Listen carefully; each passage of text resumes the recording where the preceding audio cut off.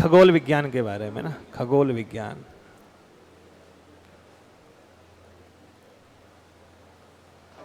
खगोल विज्ञान आज मैं वो शुरू नहीं कर रहा हूँ, यानी पूरा की एक सिरे से शुरू नहीं कर रहा हूँ। मैं आज खगोल विज्ञान के बारे में एक मोटा मोटी चीज़ें आपको बता दे रहा हूँ कि कैसे क्या है। कल हाथ में सीट आ जाएगी तो उसके अकॉर्डिंग चीज़ें बेहतर रहेंगी, आप उसके अकॉर्डिंग उसे पढ़ भी लोगे। तो सामान्य तौर पर एक शब्द है जिसे हम कहते हैं एस्ट्रोनॉमी, यहीं से शुरुआत होती है। तो देखो आपने कई सारे शब्द सुने होंगे, जैसे एक शब्द आपने सुना होगा अंतरिक्ष, सुना है ये? अंतरिक्ष सुना होगा। एक नाम आपने सुना होगा वायुमंडल, सुना है ये भी। एक नाम आपने सुना होगा ब्रह्मांड, सुना है। एक नाम आपने सुना होगा आकाश गंगा। इंग्लिश मीडियम वाले कितने हैं क्लास में, जो इंग्लिश अंग्रेजी मीडियम वाले हैं? ठीक है, ठीक है, जो इंग्लिश मीडियम वाले हैं वो साथ साथ। तो एक तो एटमॉस्फेयर का नाम आपने सुना होगा। अंतरिक्ष तो हिंदी में भी सुना होगा। क्या कह रहे हो जी, हिंदी में अंतरिक्ष क्या है? हिंदी में कह दो, इंग्लिश में कह दो। बस इंग्लिश वाले इसे नॉर्मली कई बार लिखा जाता है तो एंट्रिक्स लिखा जाता है, तो अंतरिक्ष ही है। ब्रह्मांड बोले तो यूनिवर्स, नाम सुना है। एक है आपका गैलेक्सी, गैलेक्सी को बोलते हैं आकाश गंगा। तो एक आपने नाम सुना होगा आकाश गंगा। एक नाम आपने सुना होगा ग्रह, यानी प्लैनेट, सुना है प्लैनेट का। एक नाम आपने सुना होगा उपग्रह, इसे क्या बोलते हैं? सैटेलाइट, नाम सुना है? सामान्य तौर पे सैटेलाइट हम लोग बोलते हैं, सैटेलाइट। उपग्रह दो प्रकार के होते हैं। अभी मैं इन्हीं शब्दों में थोड़ा क्लियर करूंगा, जिससे कि थोड़ा फिर कल से शुरू करें तो थोड़ा इंटरेस्ट भी आप लोगों का बढ़ जाए। तो एक ये, एक आपने कई बार नाम सुना होगा उल्का पिंड, नाम सुना है? उल्का पिंड हिंदी में, हिंदी में सुना है नाम उल्का पिंड।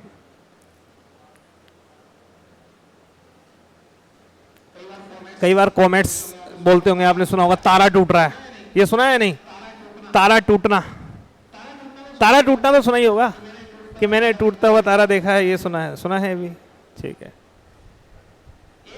एक आपने नाम सुना होगा पुच्छल तारा, अभी ज्यादा हो जाएंगे वहां तक जाऊंगा तो, ठीक है, अभी इतना ही रखते हैं यहां तक। तो ये कुछ नाम है, आगे पुच्छल तारा क्या होता है, ये क्या होता है, धूमकेतु क्या होता है, वो सब बात की बात है। इनमें थोड़ा सा अंतर समझिए, ये क्या क्या चीजें होती हैं।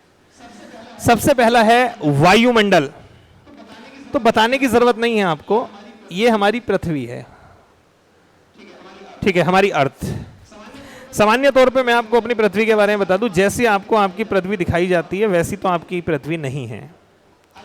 अगर पृथ्वी को वास्तविकता में पृथ्वी पर जितना पानी है उस पानी को सुखा दिया जाए तो आपको आपकी पृथ्वी कुछ हद तक इस तरीके से दिखाई देगी, ऐसे दिखाई देगी, ऐसी। आप कहोगे ये तो एक अलग ही है, बिल्कुल अलग ही है, और थोड़ा इसे गहरा दूं तब ज़्यादा सही रहेगा। ये ऐसे और ये इस तरीके से और ऐसे दिखाई देगी।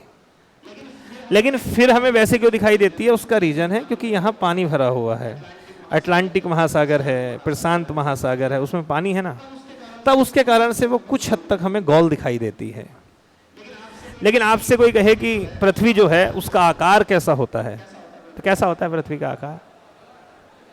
तो कैसे, चलो बताओ। मैं कहूँगा पृथ्वी, एग्जाम में आ जाए कि पृथ्वी का आकार कैसा होता है।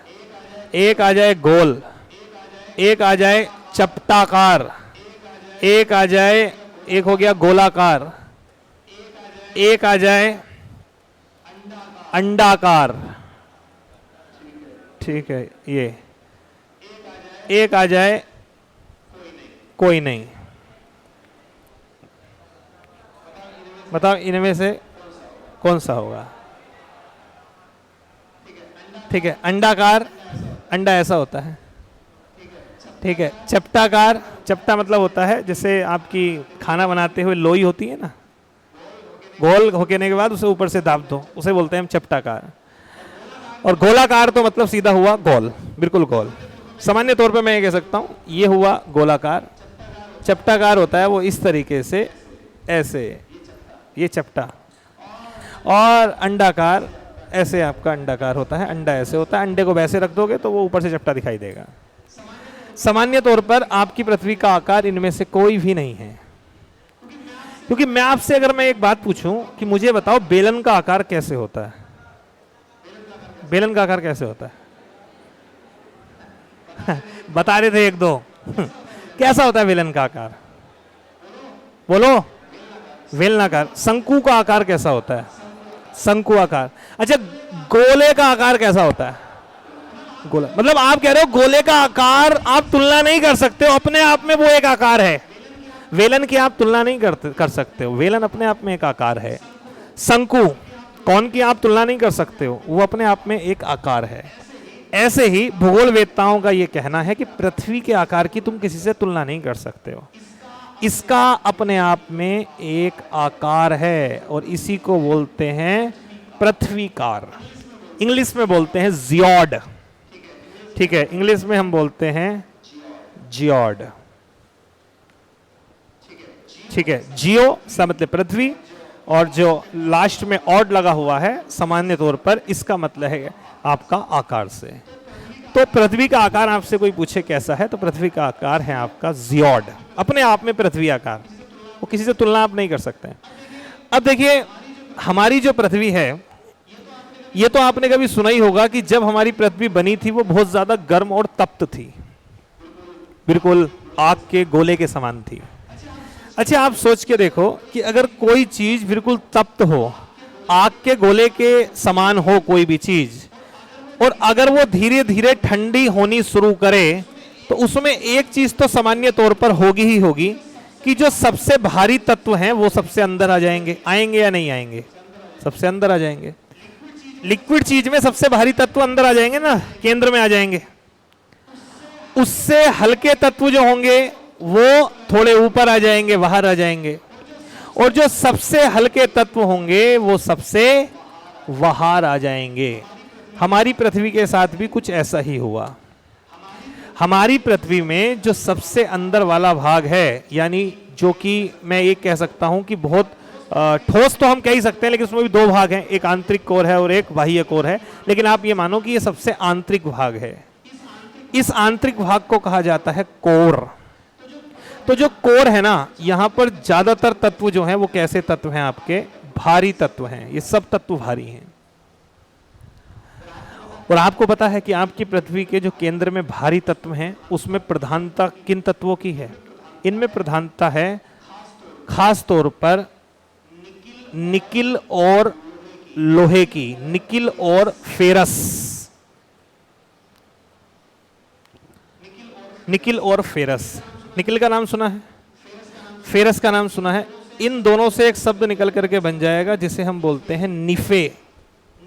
निफे यानी हमारा पृथ्वी का जो कोर है उसमें कुछ भारी तत्व पहुंच गए जब वो गर्म एवं तप्त थी, इसलिए जो आपका कोर वाला तत्व है ना, उसको जो कोर वाला भाग है उसे निफे भी कहा जाता है। लेकिन निफे क्यों कहा जाता है आप जान रहे हैं? क्योंकि उसमें किस तत्व की प्रधानता है? निकिल की और फेरस की प्रधानता है। कुछ तत्व ऐसे थे जो थोड़े हल्के थे, जो तत्व हल्के थे वो थोड़े ऊपर आ गए, यानी इसे मैं बोल सकता हूं मध्य वाला भाग। मध्य वाले भाग को कहते हैं मेंटल। ठीक है, जो मेंटल है, सामान्य तौर पर मेंटल जो है वो आपका मध्य वाले भाग को कहा जाता है आपकी पृथ्वी के। तो जो मध्य वाला भाग है वहां पर जो तत्व हैं वो अलग हैं। मेनली उनमें क्या है? उनमें सिलिका है और मैग्नीशियम है। सिलिका और मैग्नीशियम। और सामान्य तौर पर इसी सिलिका और मैग्नीशियम से एक शब्द बन गया जिसे कहते हैं सीमा। यानी जो मध्य वाला भाग है आपकी पृथ्वी का उसे सीमा कहा जाता है। अंदर वाला भाग कहा जाता है निफे, बीच वाला भाग कहा जाता है सीमा। इसके बाद जो सबसे बाहर वाला भाग है जिसे आमतौर पर आप लोग क्रस्ट कहते हैं, क्रस्ट, इसमें भी दो तत्व हैं, एक सिलिका है और एक एल्यूमिनियम है। एल्यूमिनियम। सिलिका और एल्यूमिनियम से मिलके एक शब्द बना जिसे हम कहते हैं सियाल। सामान्य तौर पर आपकी पृथ्वी का जो बाह्य भाग है सबसे, उसमें जो तत्व हैं वो सिलिका और एल्यूमिनियम हैं, इसलिए सबसे बाहर वाले को कहा जाता है सियाल। तो आपकी पृथ्वी आप ऐसे मान के चल लो कि लेयर में है, सबसे ऊपर वाली परत में सिलिका और एल्युमिनियम है, इसलिए उसे सियाल कहते हैं। उससे अंदर वाली में सिलिका और मैग्नीशियम है, इसलिए उसे सीमा कहते हैं। और सबसे जो अंदर वाली है उसमें निकिल और फेरस है, इसलिए उसको क्या कहा जाता है? निफे कहा जाता है। तो आपसे अगर ये क्वेश्चन पूछ ले कि हमारी पृथ्वी के केंद्र में क्या है, आप बोलेंगे निफे, याद रखना। तो नी से निकिल हो गया और एफ से फेरस हो गया। आपसे वो पूछे कि मेंटल में क्या है, तो सिलिका और मैग्नीशियम यानी सीमा बोलते हैं। तो सबसे अंदर निफे, फिर सीमा, फिर सियाल, 3 हो गए। ठीक है। अच्छा, कुछ तत्व ऐसे थे जो इतने हल्के थे वो रुक ही नहीं सकते थे पृथ्वी में, तो वो तत्व बाहर निकल गए, उसे पृथ्वी रोक ही नहीं पाई ना, तो वो और बाहर निकल गए, वो यहां आ गए। कुछ और हल्के थे वो और ऊपर चले गए, कुछ और हल्के थे वो और ऊपर चले गए। सामान्यतः ऐसे तत्व जो ना बिल्कुल पृथ्वी को छोड़ पाए और ना वो स्थल से जुड़ पाए, ना वो सीमा का भाग बन पाए, ना सियाल का भाग बन पाए, ना नीपे का भाग बन पाए, बल्कि वो हम ये कह सकते हैं कि वो सतह से तो ऊपर उठ गए, लेकिन पूरी तरीके से वो पृथ्वी को छोड़ भी नहीं पाए, कहीं दूर भी नहीं जा पाए, बस घूम रहे हैं। इन तत्वों से मिलाकर के जो मंडल बनता है, उस मंडल को हम कहते हैं वायुमंडल। इसे वायुमंडल हमने इसलिए कहा क्योंकि ये जितने भी तत्व हैं ये वायु के रूप में रहते हैं, ये गैसीय अवस्था में रहते हैं, इसलिए हमने इसको वायुमंडल कहा है।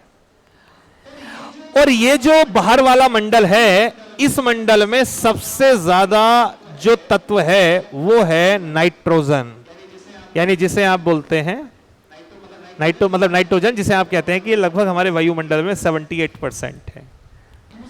दूसरे नंबर पर जो वायुमंडल में है वो है आपका O2, जिसे आप कहते हैं ऑक्सीजन। ठीक है, इसे आप कहते हैं ऑक्सीजन। और बाकी गैसें तो और भी हैं, जितनी तत्व हैं वो सब गैसें हैं, लेकिन उनकी मात्रा 1% से कम है। जैसे आर्गन हो गई, कितनी है? 0.93%। जैसे CO2 है 0.03%।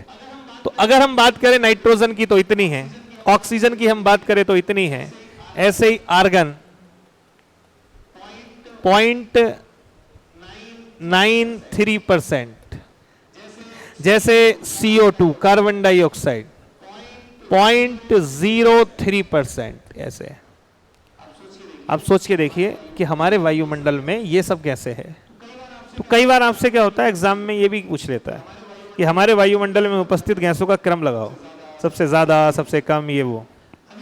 अभी क्या है ना, जैसे देखो मैंने फिर से कहा, मैं लिखवाऊंगा चीजें नहीं, क्योंकि सब कुछ तो आपको नोट्स में लिखा हुआ मिलेगा, लेकिन आप चाहते हो कि आप अपने नोट्स तैयार कर लो। कि देखो, कोई भी किताब एक टीचर की भरपाई नहीं कर सकती, मैं आपको ये बात क्लियर बता दे रहा हूं।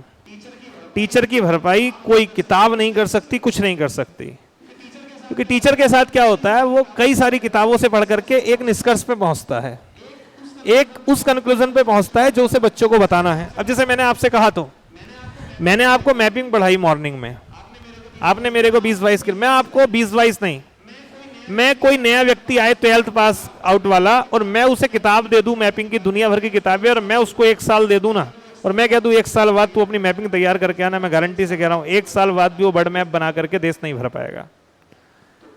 तो आप समझिए, बिल्कुल आप नजरअंदाज नहीं कर सकते किसी टीचर को, सब कुछ है लिखा हुआ, लेकिन चीजें वही होती हैं, कहां से कहां तक आपको पहुंचानी है, उसका एक रूट होता है।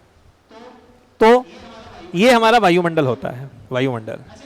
अच्छा, एक बात मैं आपको बताता हूं, ये जो वायुमंडल है ना, इस वायुमंडल को भी हमने परतों में बांट रखा है। सामान्यतः हमने 5 परतों में बांट रखा है। यानी जो हमारा पृथ्वी है, उस पृथ्वी के, देखो पृथ्वी में सबसे अंदर कोर हो गया, इस कोर के बाहर मेंटल हो गया, और मेंटल के बाहर क्रस्ट हो गया। कोर वाले भाग में नीफे है, मध्य वाला भाग सीमा, बाहर वाला सियाल। इसके बाद का जितना भी भाग है, ये जो सब भाग है, इसे हम क्या बोलते हैं?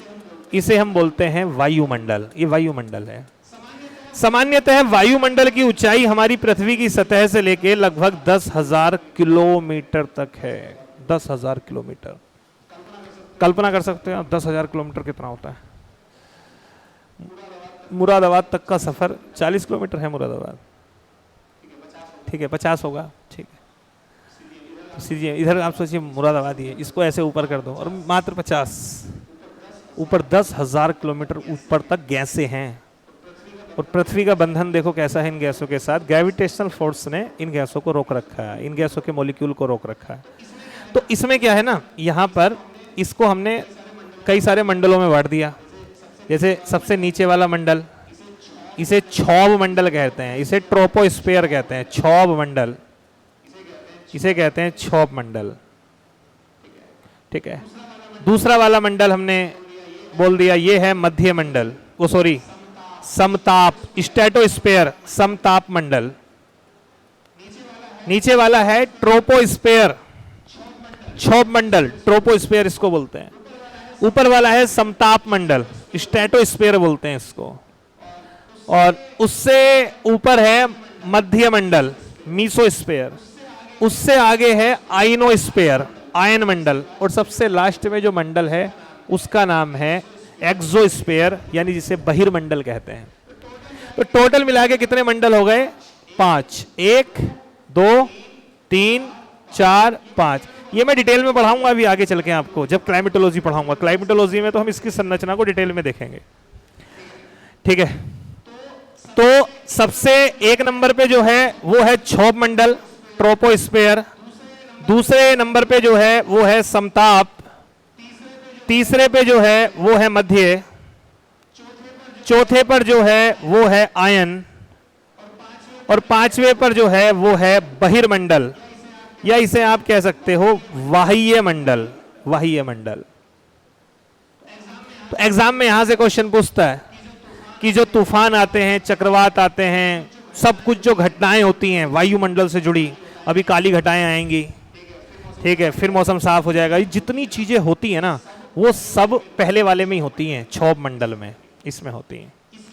इसकी ऊंचाई लगभग पृथ्वी के सतह से लगभग मान के चलो 13-14 किलोमीटर ऊंचाई तक होती है। तो ये जितना भी आपके बादल का बनना, बिगड़ना, तूफान, ये सब बस 14-15 किलोमीटर तक होता है, उससे ऊपर नहीं होता। इससे ऊपर तो मौसम शांत रहता है, ना ज्यादा तापमान घटेगा ना बढ़ेगा, थोड़ा सा बिल्कुल स्थायी रहता है, इसलिए इसे बोलते हैं समताप मंडल। इसलिए जो हवाई जहाज होते हैं ना वो क्षोभ मंडल में नहीं उड़ाए जाते, वो ट्रोपोस्फीयर में नहीं उड़ाए जाते, बल्कि वो स्ट्रेटोस्फीयर में, समताप मंडल में उड़ाए जाते हैं। क्वेश्चन आपसे पूछ भी लेता है। इसके बाद तीसरा मंडल जो आता है ना वो है मध्य मंडल। मध्य मंडल ये बीच में है। पहले वाले की ऊंचाई क्षोभ मंडल की लगभग 15 किलोमीटर तक मान लो, दूसरे वाले की 15 से 50 किलोमीटर तक होती है, यानी समताप मंडल 15 से 50 किलोमीटर तक होता है। जो मध्य मंडल होता है ये 50 से 80 किलोमीटर तक होता है। जो मैं भी एक बात कर रहा था ना आपसे, उल्का पिंड, वो मूवी देखी होगी आपने कि टूटते हुए तारे से कुछ भी मांगोगे तो वो पूरा हो जाएगा, वो आप देखते हो ना। देखो तारा कभी नहीं टूट सकता। अभी मैं आपको ग्रह बताऊंगा तारे कितने बड़े होते हैं, वो भी मैं अभी डिस्कस करूंगा। तारा कभी टूट थोड़ी सकता है, आम थोड़ी है तारा टूट जाएगा। पृथ्वी टूट गई तो बात अलग है। आप कहो जी पृथ्वी टूट गई, बात समझ में आ सकती है, तारा टूटना समझ में नहीं आ सकता। तारा बहुत बड़े आकाशीय पिंडों में आता है। तारे कितने बड़े हो सकते हैं वो मैं आपको बताऊंगा। तारा छोटी सी चीज थोड़ी है, लाख पृथ्वी समा जाएंगी तारे में, इतने बड़े होते हैं ये तारे, ठीक है। अभी एस्ट्रोनॉमी में यही सब कॉन्सेप्ट क्लियर करना है। एक बार को पृथ्वी हो सकती है तारे से टूट जाए, कोई प्लेनेट तारे से टूट जाए समझ में आ सकता है। कोई रीजन हो सकता है कि ठीक है इधर से उधर भाग गया, जैसे वो करता था प्लेटो, यम, वो कभी इधर भाग गया कभी उधर भाग गया, वो कर सकता है, तारे नहीं कर सकते। तो एक्चुअली जो आप देखते हो तारा टूटता हुआ, वो तारे नहीं टूटते हैं। वो क्या होते हैं ना, देखो ये जो वायुमंडल है, अच्छा ये भले ही आपको लगा हो ये इत्तेफाकन हो गया कि अंदर नीफे चले गए, उसके ऊपर सीमा, फिर सियाल, और बाद में ये वायुमंडल आ गया। ये आपको भले ही इत्तेफाक लग सकता है, लेकिन आप इसी के कारण से बचे हुए हो। कुदरत देखो, सांस ले रहे हो इसी में तो ले रहे हो, अभी हम खड़े हुए हैं इसी में तो खड़े हुए हैं, ऊपर वाला भाग तो हमारा इसी में है। लेकिन एक सबसे बड़ी खास बात क्या है कि हमारे ऊपर कोई छत नहीं है। जिस आप आसमान को छत मानते हो ना, ये कुछ है ही नहीं। आसमान तो कोई शब्द ही नहीं है, आसमान कुछ है ही नहीं। आप ये सोचे कि आज ये आसमान नहीं है, ये कुछ भी नहीं है, आप इसे पकड़ोगे तो पकड़ ही नहीं पाओगे। ये अनंत है, ये अनंत है ऊपर। आप सोचो कि कहीं तो ऐसा मिलेगा कि ऐसे सफेद रंग की चादर पड़ी हुई होगी, कहीं नहीं मिलने वाला। ये सब बादल हैं, बादल से ऊपर चले जाओगे तो कुछ नहीं, बस यही ऐसा ही दिखाई देता रहेगा। चलते रहोगे जिंदगी भर, बूढ़े हो जाओगे, चाहे प्रकाश के वेग से चलना। तो क्या है, कोई छत नहीं है, ऊपर वाले ने कोई सुरक्षा आपको नहीं दे रखी है। ये आपने चंद सुरक्षाएं बना रखी हैं, और ये पृथ्वी के सामने टिक नहीं पाएंगी। तो होता क्या है ना, हम खुले हैं, और कई बार मजे की क्या होती है, हमें यह भी पता नहीं होता कि पृथ्वी में हम हैं कहाँ। क्योंकि दादी अम्मा ये बताती थी या नानी ये बताती थी कि हमारी ऐसे पृथ्वी है, और इसमें यहाँ पे अंदर हम पृथ्वी में रह रहे हैं। ऐसे हमें तो ऐसे लगता था यहाँ बीच में रह रहे हैं, नीचे जाओगे तो पानी है, ऐसा सुना था। और ऐसे इसमें ऊपर जाओगे तो यहाँ पे वो इंद्र बैठे होंगे, अपनी सभा चला रहे होंगे, स्वर्ग होगा या नरक होगा, ऐसा था। भगवान भी यहीं कहीं बैठता होगा। ये मामला बाद में क्लियर हुआ कि ऐसे करके एक गोला सा है, ठीक है, बिल्कुल ऐसे गेंद, और उस गेंद के ऊपर हम हैं और अपना काम कर रहे हैं। ये बात मुझे समझने में बड़ा समय लगा था। यार ऐसे कैसे हो सकता है? आप सोच के देखिए कि कोई गोल चीज है और उस गोल चीज पे ऐसे हम रुके पड़े हैं, ऐसे हम चल रहे हैं, इस पे ऐसे चल रहे हैं। जैसे एक गोल गेंद पे चींटी चले ना, आप ऐसे मानो, ऐसे हम चल रहे हैं, उस पे खेती कर रहे हैं, सब कुछ कर रहे हैं, और हमें फील ऐसे हो रहा है जैसे समतल है, कि जैसे हम इस बिल्कुल गोले के यहाँ ऊपर हों। ऊपर नहीं है हम लोग, हम तो यहाँ है साइड में। और ये मान लो, यानी एक गोल गेंद के हम साइड में ऐसे खड़े हुए हैं, ये ऐसे ऐसे मान लो, ये अपना फेस मान लो, और ये पैर मान लो, और हम यहाँ पर पृथ्वी पर ऐसे खड़े हैं। तो मन में ऐसे भी आ रहा होगा, सर ऐसे क्यों नहीं रपक जा रहे नीचे? मेरे मन में तो आया था, तुम्हारे ना आया अलग बात है, कि ऐसे नीचे रपक क्यों नहीं रहे नीचे ऐसे। आप इसलिए नहीं रपक रहे हैं क्योंकि जो खींचने वाली आपको चीज है ना, वो अर्थ है, तो आपको ये ऐसे खींच रही है, इसलिए आप ऐसे लगे हुए हैं इससे, ये आपको ऐसे। और जब आप कूद रहे हो ना यहाँ ऐसे, तो आप ये मत सोचना आप यहाँ कूद रहे हो, आप रियल में ऐसे कूद रहे हो, ऐसे।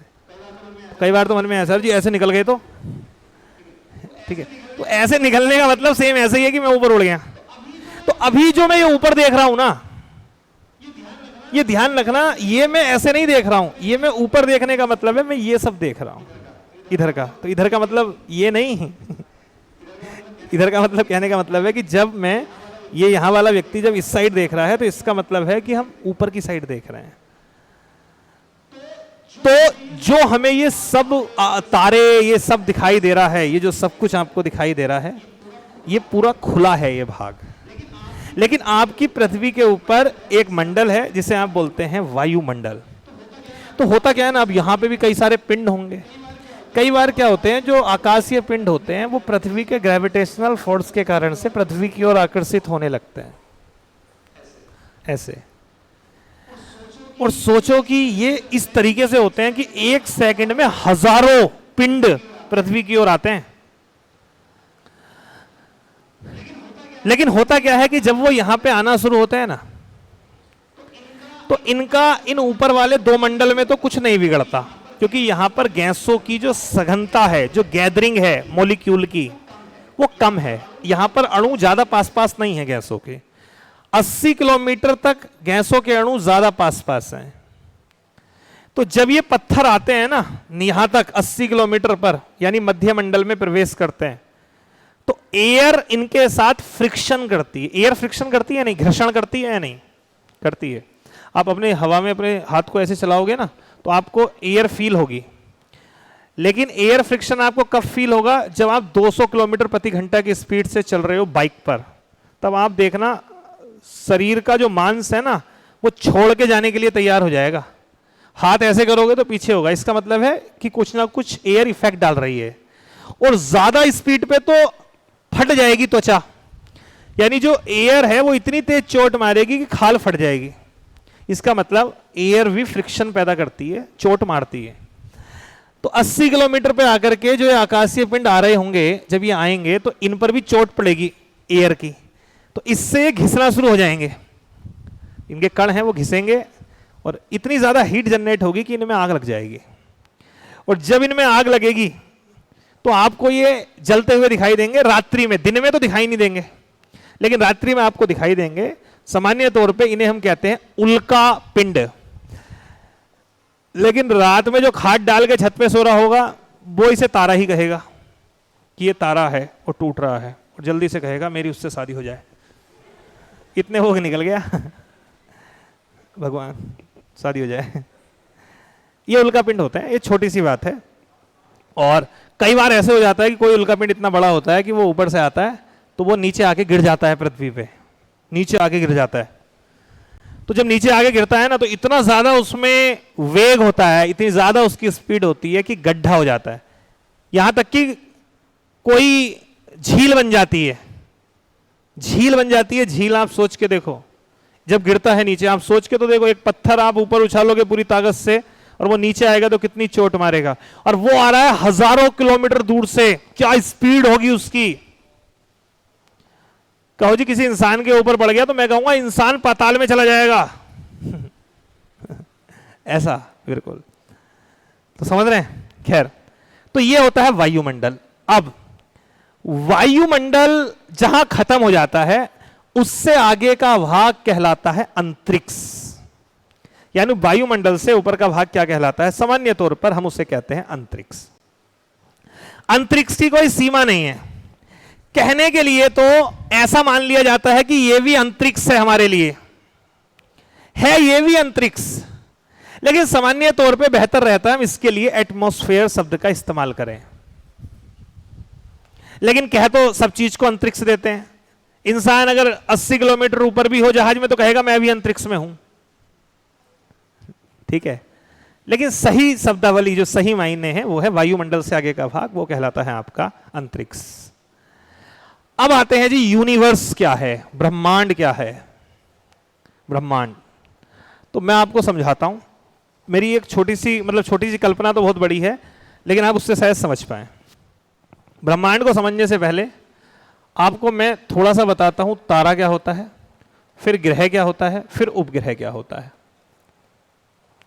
सबसे पहले समझो तारा क्या होता है। तारा तो कह दो ये होता है तारा ये तारा नहीं होता, ये तो केवल हमने इसे सितारा कहते हैं, ये तारा नहीं है। तारा क्या है? तारा एक पिंड है, और वो भी कैसा पिंड होता है? ये पिंड होता है गैसों का बना पिंड। गैसों का पिंड होता है, यानी गैस, यानी ऐसे करके ये गैस हो, ये गैस, और इनसे मिलकर के बनने वाला जो पिंड होता है उस पिंड को हम कहते हैं तारा। लेकिन ये गैस कौन सी होती है? ये गैस होती है हाइड्रोजन।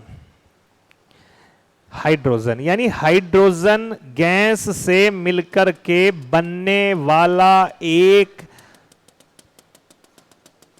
आकाशीय पिंड क्या कहलाता है? आपका तारा कहलाता है। अब आप कहोगे तारा है और हाइड्रोजन है, जल क्यों रहा है?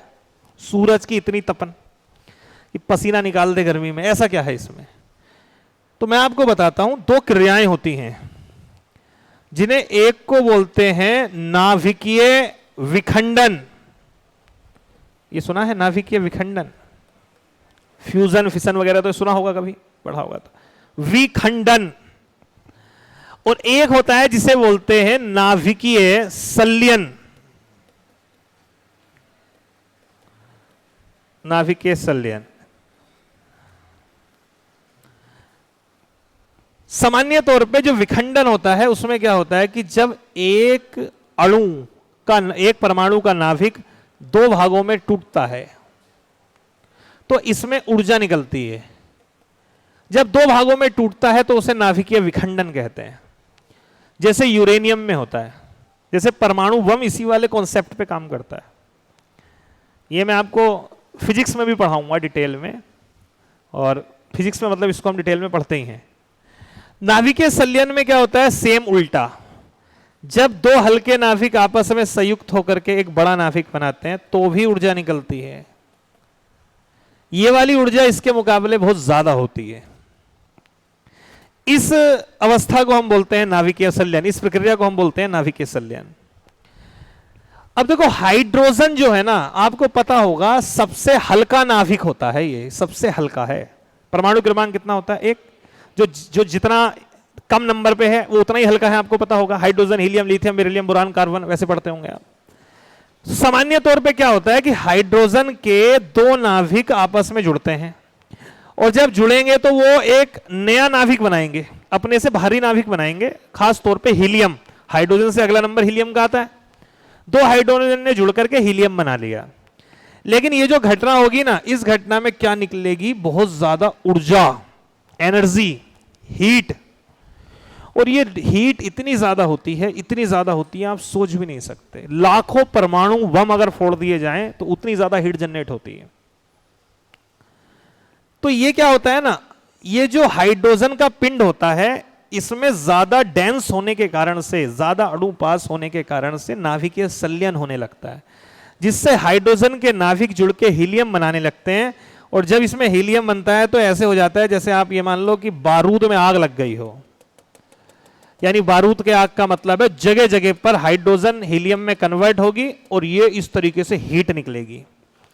इतनी खतरनाक हीट कि सोचिए 14-15 करोड़ किलोमीटर दूर है पृथ्वी, करोड़ किलोमीटर सूर्य से, और यहां तक वो हीट आ रही है, वो भी नाभिकीय संलयन वाली। आप सोच के देखिए कितनी समस्या वाली, कितना ज्यादा टेम्परेचर होता होगा। ये वाली घटना क्या, इसे मतलब जब ये वाली स्थिति इसमें पैदा हो जाती है ना, तब उसे हम बोलते हैं तारा। ठीक है, इसे बोलते हैं हम लोग तारा। तो तारे क्यों चमकते हैं, क्योंकि उनमें संलयन होता है। संलयन किसमें होता है, हाइड्रोजन में होता है, हाइड्रोजन से हीलियम बनता है। तो सूर्य भी क्या एक तारा है, हां। अच्छा एक बात और मैं आपको बताता हूं, ये जो तारे होते हैं ना, इनको हम कई साइज में बांट देते हैं। जैसे सेब होते हैं तो दुकानदार सेबों को क्या करता है, अलग अलग, बड़े सेब, थोड़े छोटे, और एक बिल्कुल छोटे नन्हे वाले, 40 रुपए किलो, 80 रुपए किलो, 100 रुपए किलो। तो ऐसे ही हमने भी क्या करा, इस पूरे ब्रह्मांड में जितने तारे हैं उन्हें 3 कैटेगरी में बांट दिया, छोटे वाले, मध्यम वाले और बड़े वाले। सामान्य तौर पर जब आकलन किया गया तो सूरज को हमने छोटे वालों में रखा है, यानी सूरज एक छोटा तारा है, तो सूरज से बड़े बहुत तारे हैं। अब आप कहोगे जी सूरज छोटा होने के बाद भी इतना बड़ा क्यों दिखाई देता है, बाकी तारे इसके सामने छोटे से लगते हैं। उसका कारण है दूरी। दूरी बढ़ने पे कई बार आकार सूक्ष्म दिखाई देता है। तो जो तारे आपको बहुत ज्यादा छोटे दिखाई दे रहे हैं, वो ध्यान रखना, वो छोटे नहीं हैं, वो बहुत बड़े हैं। अब एक एग्जाम्पल मैं आपको समझाता हूं, कितना दूर हो सकते हैं, कल्पना से परे है। कल्पना कर पाता हूं आपको मैं। आपने सूर्य का नाम तो सुना ही है। सूर्य क्या है, एक तारा है। एक नाम और सुना होगा आपने, जिसको हम बोलते हैं ध्रुव तारा। ध्रुव तारा, ठीक है। ये हमारी पृथ्वी है। ध्रुव तारा देखा है आप में से किसी ने? देखा है? कहां देखा? पड़ोस में मिल गया था। ध्रुव तारा देखा होगा, नॉर्थ में देखा होगा, उत्तर की साइड में मॉर्निंग में कई बार दिखाई दे जाता है। एक बड़ा सा तारा, मॉर्निंग में जल्दी उठ जाओगे तो आपको देख सकते हो, बादल अगर साफ रहे तो ये ध्रुव तारा आपको नॉर्थ की साइड दिखाई देता है। ऐसे करके, ऐसे बना दूं, ये आपको दिखाई देता है इधर। जब सूरज होगा तो आपको कोई सा तारा दिखाई नहीं देगा, क्योंकि उस पर इतना प्रकाश हो जाता है, सूर्य का इतना प्रकाश हो जाता है कि वो फिर आप और कुछ नहीं देख पाओगे। बात समझ रहे हैं? तो सूरज के साथ क्या है, वो दिन भर में कभी आपको कहीं दिखाई देता है, कभी आपको कहीं दिखाई देता है। सामान्य तौर पे सूरज तो बहुत बड़ा दिखाई देता है और ये आपको बहुत छोटा दिखाई देता है। इसमें मैं अंतर बता रहा हूं कितना दूर है ध्रुव तारा। जो ध्रुव तारा है वो हमारे यहां से 700 प्रकाश वर्ष दूर है। प्रकाश वर्ष दूर, अब एक बात और आ गई, दूरी किलोमीटर में होनी चाहिए, मीटर में होनी चाहिए, प्रकाश वर्ष में होती है क्या? हाँ, लाइट ईयर में भी होती है। ये कौन सी दूरी होती है? एक्चुअली प्रकाश की जो चाल होती है ना, प्रकाश की चाल होती है, कितनी होती है? 3 लाख किलोमीटर प्रति सेकंड। यानी 1 सेकंड में प्रकाश कितना चलेगा? 3 लाख किलोमीटर चलेगा। कितने सेकंड में? 1 सेकंड में। ठीक है। हमारी जो सूरज से दूरी है वो मैंने अभी एग्जांपल बताया 15 करोड़ किलोमीटर है। ठीक है। अब आप मान लो एक व्यक्ति जो प्रकाश के वेग से चल सकता है, प्रकाश का वेग बोले तो 3 लाख किलोमीटर पर सेकंड, कल्पना से परे है, सोच भी नहीं सकते 1 सेकंड में 3 लाख किलोमीटर। सबसे तेज चलने वाली बाइक जो होगी ना इस दुनिया में, मैक्सिमम 1000 किलोमीटर प्रति घंटा मान लो, घंटा। 1000 आपकी तो 80 100 चलती है, 150 चलती होगी, कोई ज्यादा ही होगा तो 150 200 भगा लेता होगा। ठीक है, 200 नहीं। आप सोचिए, मैं कह रहा हूं ये बाइक चलती ज्यादा से ज्यादा स्पीड 1000 किलोमीटर प्रति घंटा। इसे मीटर में कन्वर्ट करोगे तो कितना निकल के आएगा भाई लोग? अगर आप 1000 किलोमीटर को, किलोमीटर प्रति घंटा को मैं कहता हूं मीटर उसमें निकालो, किलोमीटर प्रति सेकंड में, तो सीधी सी बात है, भाग कर दो 60 से, तो क्या रेट आ जाएगा निकल के? उसका रेट आ जाएगा, मिनट का नहीं। अगर आपको निकालना है कि 1 सेकंड में कितना चल रहा है, तो सीधी सी बात है, आप ऐसे मान के चलो 1000 किलोमीटर चल रहा है, कितने में? 1 घंटे में चल रहा है ना। 1 घंटे में कितने सेकंड होते हैं? कितने?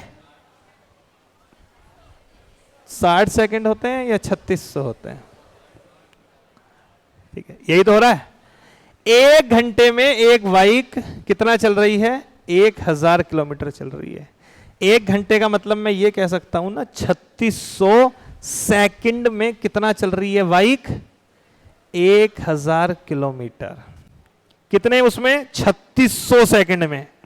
यानी 1 सेकंड में कितना चल रही होगी? कितने किलोमीटर? आप कहोगे 1 किलोमीटर भी नहीं चल रही होगी। कह रहा हूं या नहीं? समझ रहे मेरी बात या नहीं? आप सोच के देखिए, मैं कह रहा हूं दुनिया की जो सबसे तेज चलने वाली बाइक या कार होगी, अगर उसकी स्पीड आप सेकंड में निकालो तो वो 1 सेकंड में जाएगी 300-400 मीटर। केवल 300-400 मीटर 1 सेकंड में। तभी वो 3600 सेकंड में 1000 किलोमीटर पूरा करेगी। 1000 किलोमीटर पूरा करेगी जब वो कम से कम 300-400 मीटर, क्योंकि 1 किलोमीटर में 1000 मीटर होता है। मैं लाइट की चाल बता रहा हूं, प्रकाश की चाल 3 लाख किलोमीटर पर सेकंड, तभी तो होता है। यहां से आपने बल्ब जला और आपको पता भी नहीं चलता कितनी जल्दी लाइट आ गई। तो आप सोचिए एक ऐसा व्यक्ति जिसकी स्पीड इतनी हो और उसे मैं सूरज पे भेजूं, ठीक है, तो उसको जाने में कितना समय लगेगा? आप कहोगे 3 लाख किलोमीटर 1 सेकंड में लेगा। दूरी कितनी है? 15 करोड़। तो मेरे अकॉर्डिंग लगभग अगर आप देखोगे यहां से जो प्रकाश है, जब सूर्य मतलब यहां से अगर वो निकलता है प्रकाश के वेग से, तो सामान्य तौर पे आप समझ सकते हो कि लगभग आपने सुना भी होगा कि प्रकाश को पृथ्वी तक आने में कितना समय लगता है? कितना समय लगता है? 8 मिनट 22 सेकेंड। ये निकाला कैसे होगा? सीधा नियम लगाया होगा। 15 करोड़ किलोमीटर चलना है, लगभग 15 करोड़, और चल कितना रहा है? 1 सेकंड में 3 लाख, तो 10 सेकंड में 30 लाख। 10 सेकंड में 30 लाख हो गया ना, और 100 सेकंड में 3 करोड़। 3 करोड़ हो गया नहीं?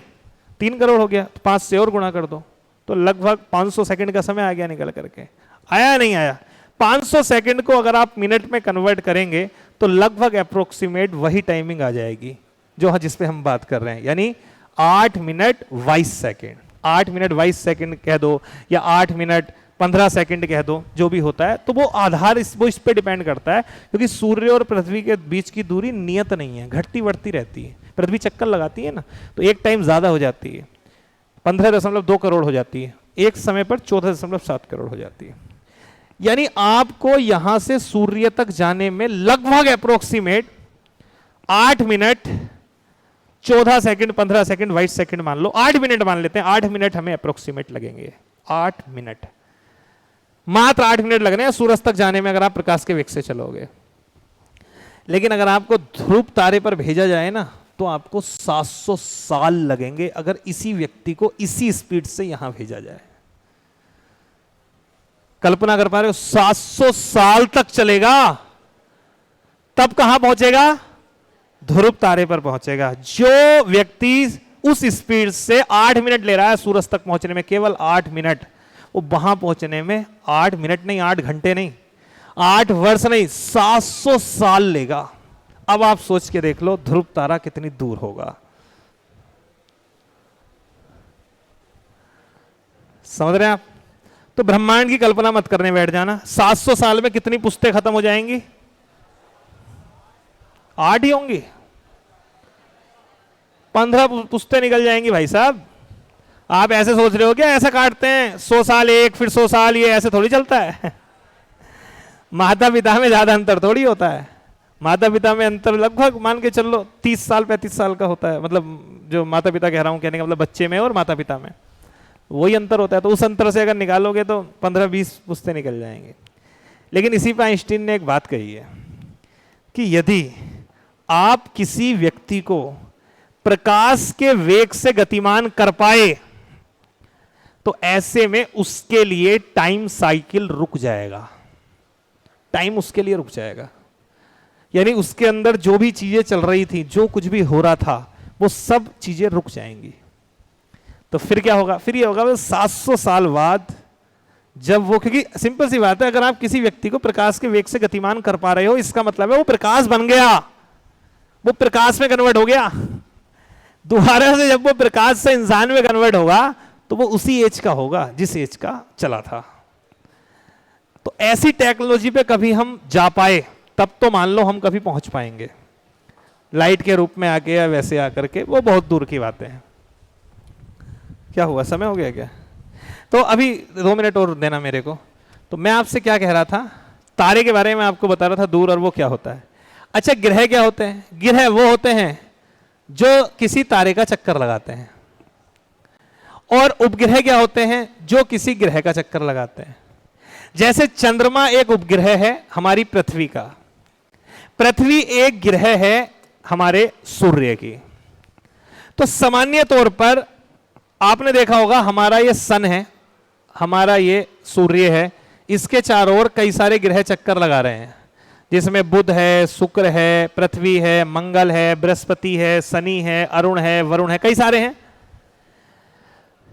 ये सब इसी का चक्कर लगा रहे हैं। जब ऐसे करके कई सारे ग्रह किसी तारे का चक्कर लगाते हैं तो इसे हम एक तंत्र बोलते हैं, इसको एक सिस्टम बोलते हैं, इसको एक तंत्र बोलते हैं। और सामान्य तौर पर इस तंत्र को हम बोलते हैं तारा ग्रही तंत्र, यानी स्टार प्लैनेट सिस्टम, जिसमें एक तारा है और बाकी के ग्रह हैं। और इसी में से तो हम एक हैं, पृथ्वी, इसी में से एक पृथ्वी है। हमेशा ध्यान रखना ये पूरा एक सिस्टम है, इसे ताराग्रही तंत्र कह सकते हैं। ये एक परिवार होता है और इस परिवार का जो मुखिया होता है वो होता है तारा। लोग इसको फॉलो करेंगे, सब इसी को, पृथ्वी भी तो इसी फॉलो करती है। जब ऐसे कई सारे परिवार मिलते हैं तब बनती है आकाश गंगा, यानी समझ रहे हैं, जब ऐसे कई सारे परिवार मिलेंगे तब बनेगी आकाश गंगा। और जब करोड़ों आकाश गंगाएं मिलती हैं तब बनता है ब्रह्मांड। नहीं हो रही कल्पना? आज नहीं होगी, समय लगेगा, कल होगी। तो कल्पना कल कराऊंगा मैं इसकी आपको, ठीक है? मैंने बताया ही है।